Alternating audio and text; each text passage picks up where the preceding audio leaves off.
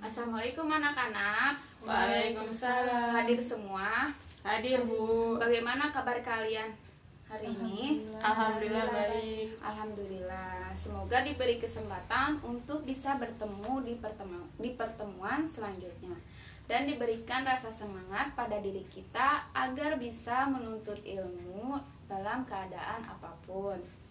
Sebelum kita memulai pelajaran, KM dipersilahkan untuk memimpin doa terlebih dahulu. Alangkah baiknya kita berdoa terlebih dahulu. Berdoa dimulai. Berdoa selesai. Hari ini kita akan membahas tentang kasus pelanggaran hak asasi manusia. Tujuan dan manfaat mempelajari hak asasi manusia, yakni kita bisa saling menghargai sesama dan tidak berlaku seenaknya, bahkan terhadap orang yang tidak memiliki kedudukan. Karena pada hakikatnya semua orang memiliki hak asasi manusia.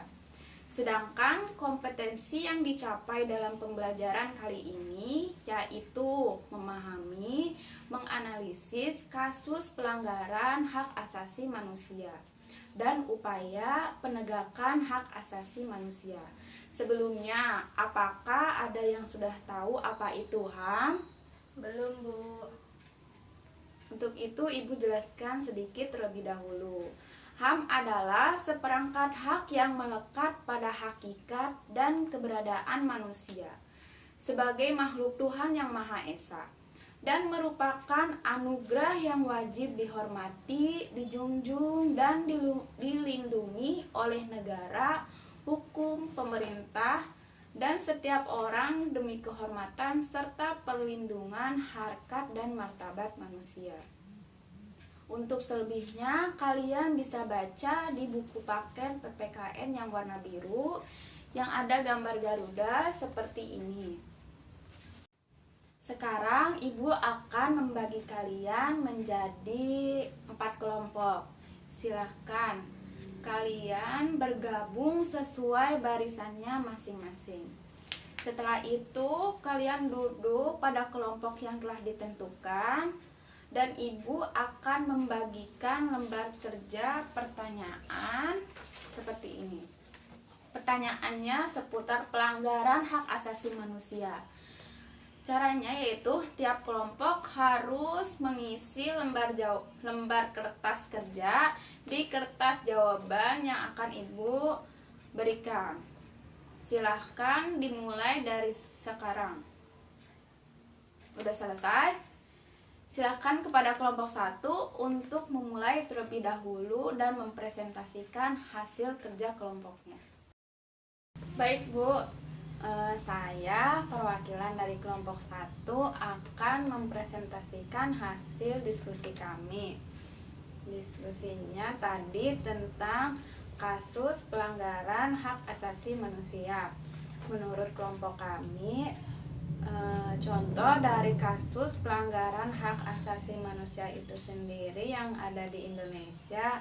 Pertama, kerusuhan Tanjung Priuk tanggal 12 September tahun 1984. Yang kedua, penyerbuan kantor Partai Demokrasi Indonesia tanggal 27 Juli 1996. Yang ketiga, penembakan mahasiswa Universitas Trisakti pada tanggal 12 Mei 1998. Yang keempat, tragedi Semanggi I pada 13 November 1998. Yang kelima, penculikan aktivis tahun 1997 atau sampai 1998. Mungkin sekian dari kelompok kami. Presentasi sudah selesai. Untuk penilaiannya Ibu langsung sebutkan saja ya. Kelompok 1 85, kelompok 2 70, kelompok 3 80, kelompok 4 90. Untuk kelompok 4 kalian mendapat nilai yang tertinggi. Mungkin dari Ibu cukupkan sekian, dan kesimpulan dari materi ini yaitu pelanggaran hak asasi manusia disebabkan oleh dua faktor, yaitu faktor internal dan faktor eksternal.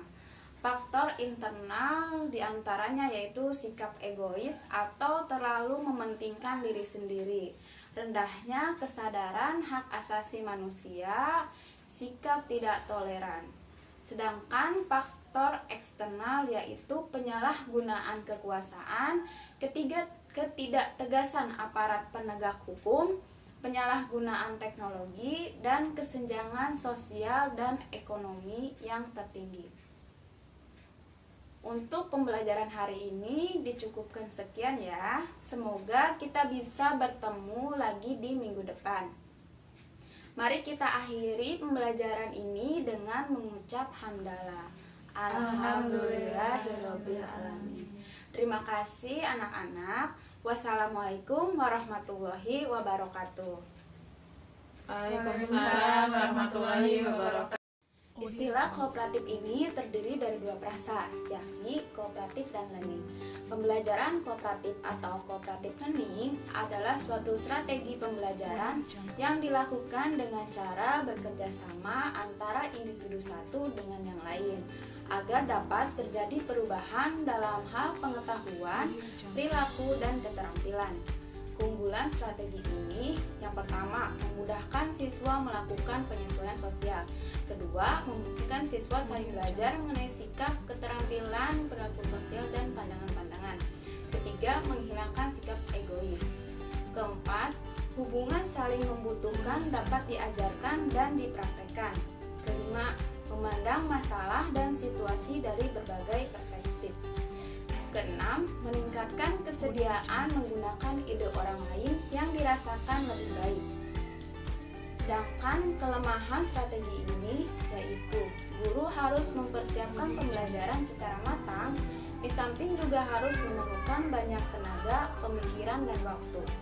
Yang kedua, agar proses pembelajaran berjalan dengan lancar, maka dibutuhkan dukungan fasilitas yang cukup memadai. Selama kegiatan diskusi kelompok berlangsung, ada kecenderungan topik permasalahan yang sedang dibahas atau meluas, sehingga banyak yang tidak sesuai dengan waktu yang telah ditentukan. Saat diskusi kelas, terkadang didominasi oleh seorang siswa, hal ini mengakibatkan siswa yang lain menjadi pasif. Metode pembelajaran atau strategi dalam belajar dan mengajar yang menekankan pada sikap atau perilaku bersama dalam bekerja. Dengan kata lain, pembelajaran dilakukan dengan membuat sejumlah kelompok dengan jumlah peserta didik 2-5 anak yang bertujuan untuk saling memotivasi agar anggotanya saling membantu